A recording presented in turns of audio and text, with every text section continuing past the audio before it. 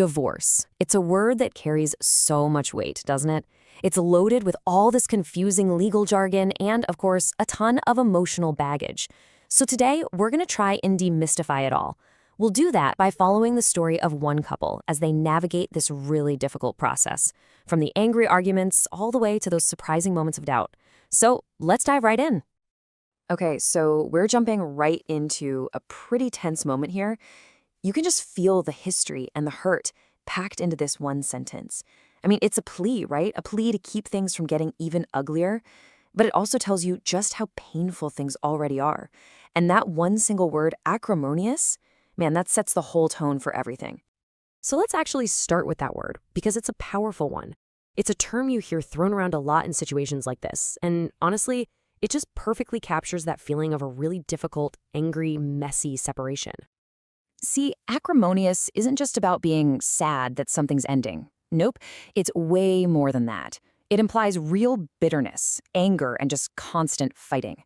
When a divorce is described as acrimonious, it's usually because raw emotions have completely taken over and they're driving every single decision. And when that happens, agreeing on, well, on anything feels pretty much impossible. But it's not just about the emotions. Underneath all that, there's this whole other language that our couple has to learn, and that's the language of the law. And believe me, this adds a completely different and frankly often really confusing layer to their entire story. Aha, and here we go. That single sentence right there, that's a moment of pure regret, and it introduces our first big legal term. It's a thought that, let's be honest, probably crosses a lot of people's minds when they're faced with splitting up a life. So, what exactly is a prenup anyway? Well, a prenup is short for prenuptial agreement, and it's basically a legal contract that a couple signs before they get married. That's the key part. It happens beforehand. Its whole purpose is to spell out in black and white what's going to happen with the finances if the marriage eventually ends.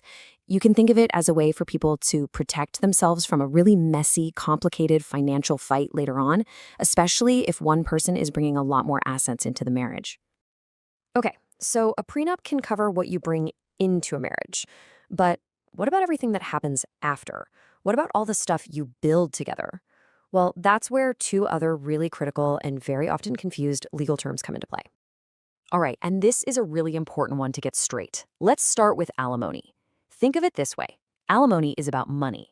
It's ongoing financial support that one person pays to the other after the divorce. Now, division of property, that's about things. It's the process of splitting up all the physical assets you got during the marriage. The house, the car, maybe even the fancy espresso machine. So to put it simply, one is about payments, the other is about possessions. And then, of course, there's custody. Now, when we hear that word, our minds immediately go to children, right? But the term is actually broader. It's about the legal responsibility for caring for someone or even something. And this is where it gets really interesting. Pets. In our couple story, they had this sorted out. One keeps the cat, the other gets the dog. But make no mistake, custody battles over pets are a very real thing, and they can get just as emotional and intense as any other part of a divorce. Okay, so after navigating that whole legal maze, the focus tends to shift. It goes from the practical back to the emotional. The big question becomes, how do we actually move on from all this? And that's where you hear this phrase pop up all the time, make a clean break. For a lot of people, this is the ideal outcome. It's not just about signing the papers, it's about creating a really clear, final ending to that chapter of their lives. So what does a clean break actually mean in practice? Well, it means ending the relationship completely, with finality. We're talking no more late night calls, no just checking in texts, none of that. The whole idea is to completely sever those ties so that both people can have the space they need to heal and to build totally new lives separate from the one they had before. And you can really hear this mindset in other phrases people use. When someone says, let's just get this over with, what they're really saying is they want to end this painful chapter as quickly as possible.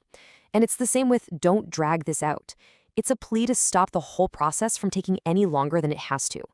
Both phrases really highlight this urgent need to just get to the finish line and start over. But just when it looks like our couple is totally focused on this clean, efficient separation, something changes. Because the past, well, it has a funny way of showing up when you least expect it. And all it takes is a box of old photographs. Suddenly, this cold, sterile process of splitting up your stuff, it's interrupted by a flood of memories. And for a moment, the bitterness just kind of melts away, and it's replaced by this flicker of nostalgia for the good times. It's such a perfect example of just how messy and complicated these endings really are. So this little trip down memory lane, it leads to an admission about how their marriage was doing before all this started. And that brings us to a perfect idiom: on the rocks. It's a great visual, right? Like a ship that's about to crash into some jagged rocks. When a relationship is on the rocks, it means it's in a really dangerous, unstable place, and it's probably heading for disaster. And then, there it is. The one question that just hangs in the air and completely changes the entire direction of the conversation. After all that talk about prenups and alimony and making a clean break, a real fundamental doubt starts to creep in. Are we really doing the right thing? Is this really the end, or is there maybe, just maybe, a chance to fix what's broken? Now, the story we've been following, with all of its emotional ups and downs and legal complexities, well, it's not unique, not by a long shot. So let's zoom out for a second and take a look at the bigger picture here. 50%. In the United States, that number is just staggering. Roughly half. 1 out of every 2 marriages ends in divorce.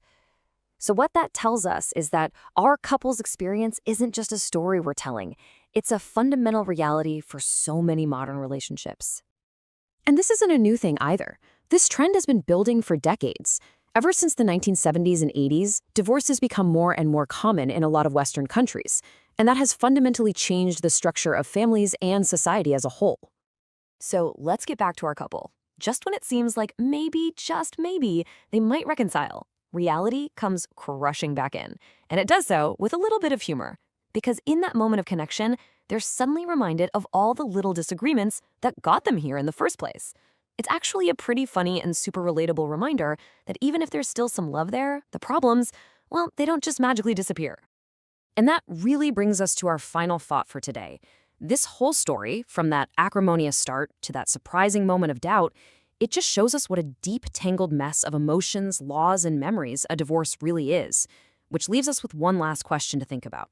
When two people have shared a life, when their worlds have been so completely intertwined, is the whole idea of a truly clean break even possible? Or is it just a comforting story we tell ourselves?